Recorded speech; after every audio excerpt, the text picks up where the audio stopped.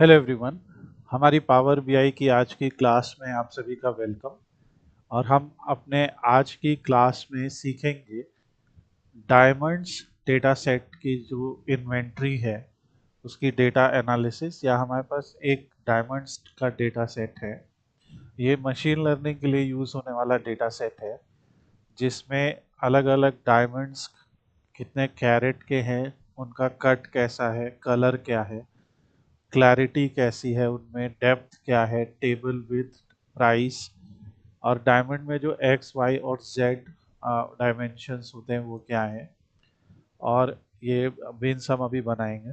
तो बेसिकली यहाँ पे जो हमारा आउटपुट पैरामीटर होता है या टारगेट फील्ड होती है वो हमारा प्राइस होता है।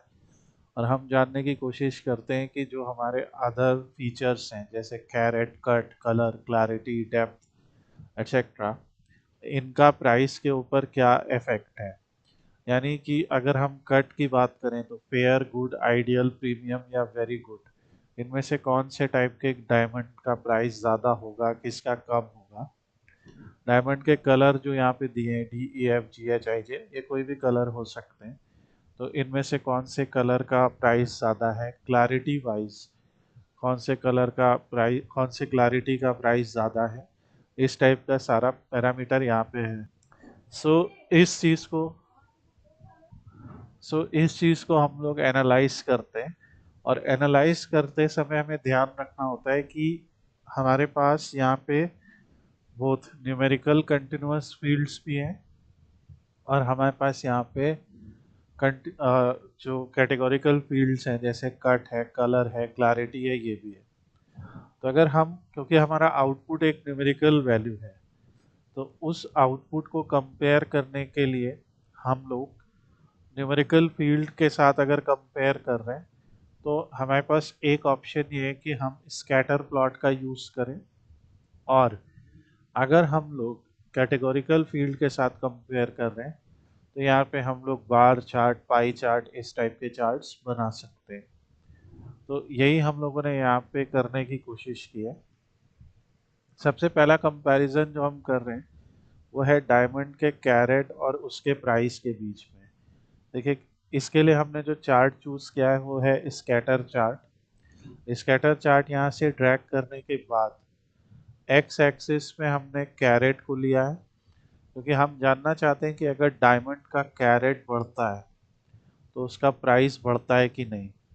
तो एक्स एक्सिस पे यहाँ पे कैरेट है 0, 1, 2, 3, 4, 5, और यहाँ पे उसका प्राइस है। स्कैटर चार्ट में हमारे पास एक ट्रेंड एनालिसिस लाइन भी होती है, जिसको हम ट्रेंड लाइन को अगर ऑन कर देंगे तो आपको एक ये लाइन दिखेगी। तो ये लाइन बेसिकली, जैसा इसका नाम है, ये बता रही है कि ट्रेंड कैसा है, अपवर्ड्स है। मतलब यहाँ से हमें ये दिख रहा है कि कैरेट के, अगर हम कैरेट की वैल्यू बढ़ाते हैं, नंबर ऑफ कैरेट्स बढ़ाते हैं, तो दैट मीन्स कि प्राइस भी बढ़ रहा है। ऑलमोस्ट ये पूरी तरह से लीनियर डेटा तो नहीं है कि एक सिंगल लाइन में ही बढ़ रहा हो, पर एक लाइन के अराउंड हम देख सकते हैं कि जिनका कैरेट कम है वर्सेस जिनका कैरेट बहुत ज़्यादा है, ऐसे डेटा सेट्स में या ऐसी वैल्यूज़ में यहाँ पे हायर वैल्यू नज़र आ रही है।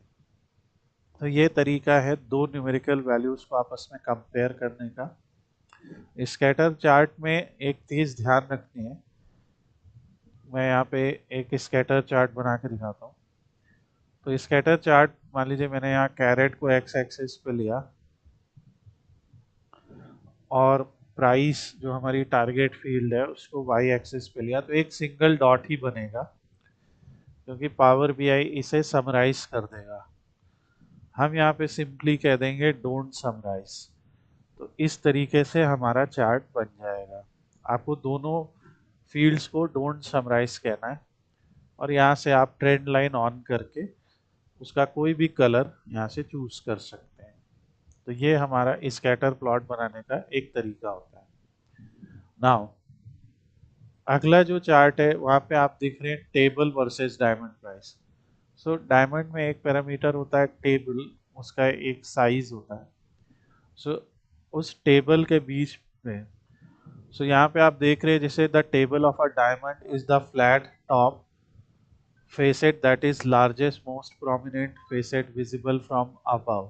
ओके, तो ये टेबल की एक अपनी वैल्यू है, तो उसकी एक विड्थ इन्होंने दे रखी है या उसका डायमीटर दे रखा है, वही यहाँ पे हमें दिख रहा है। सो ये टेबल की जो वैल्यू है आप देख सकते हैं 43 से शुरू होकर 95 तक जाती है।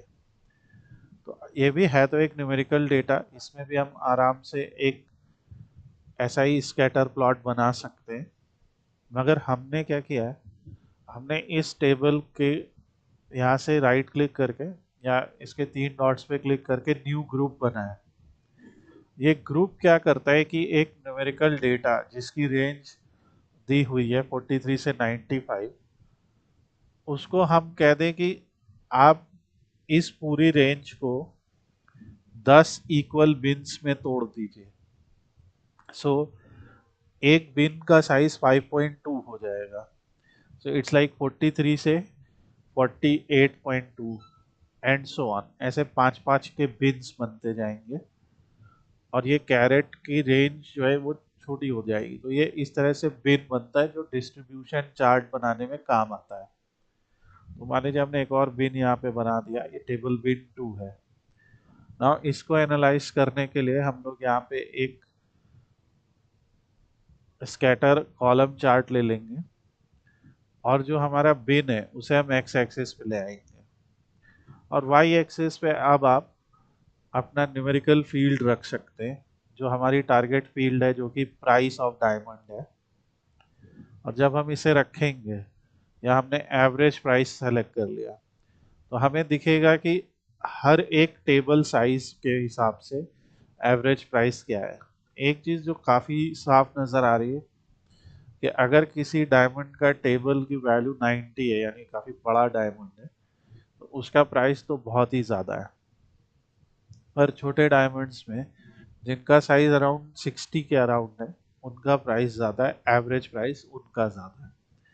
अब यहाँ पे एक और बेनिफिट होता है कि इस टाइप के चार्ट्स में मान लीजिए मैं कलर को भी देखना चाहता हूँ, तो मैं कलर को एज ए लेजेंड ले आ सकता हूँ और इससे अब हमें दिखेगा कि हर एक बिन में अलग अलग कलर के डायमंड्स। तो जैसे ये डी कलर का जो डायमंड है वो इस रेंज में आता है, ई कलर का जो डायमंड है वो इस रेंज में आता है, जे कलर का इस रेंज में, और ये वैल्यूज़ भी आपको यहाँ पे नज़र आएंगी कि इसका एवरेज प्राइस क्या है।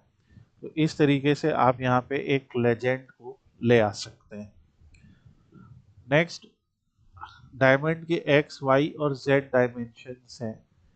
तो एक्स वाई और जेड तीनों का आप ग्राफ बना सकते हैं। हमने यहाँ पे एक्स का बनाया है, सेम स्कैटर प्लॉट बनाया है जहाँ पे एक्स एक्सिस में एक्स को रखा है और वाई एक्सिस में प्राइस को रखा है। हर डायमंड में एक्स एक्सिस, वाई एक्सिस और जेड एक्सिस भी होती है, एक 3D शेप है। सो इसलिए ये यहाँ पे रखा है। इसकी जगह आप वाई भी रख सकते हैं, जेड भी रख सकते हैं। तो ये यहाँ भी हमें ये दिख रहा है कि एक्स एक्सिस के बढ़ने पे डायमंड का प्राइस बढ़ रहा है, मगर यहाँ पे कोरिलेशन उतना स्ट्रांग नहीं है, पर हाँ एक कोरिलेशन है। देन जो डायमंड की क्लैरिटी है वो S12, S11, VS2 ऐसे दी गई है। आप इसके बारे में गूगल भी कर सकते हैं कि इन क्लैरिटीज का क्या मतलब है। और यहाँ पे हम जानने की कोशिश कर रहे हैं कि ये जो दी हुई क्लैरिटीज हैं उनमें से कौन सी क्लैरिटी का एवरेज प्राइस सबसे ज़्यादा होता है। इसके लिए जो चार्ट हमने चूज किया है वो है डोनट चार्ट। डोनट चार्ट में लेजेंड में आप उस फील्ड को रखेंगे जो फील्ड कैटेगोरिकल होती है और वैल्यू में अपनी न्यूमेरिकल फील्ड को रखेंगे। इस तरीके से average of price by clarity हमें पता लग रहा है कि जो S12 टाइप की क्लैरिटी होती है उसका एवरेज प्राइस सबसे ज़्यादा है और ये बाकी सबका 17.21% है।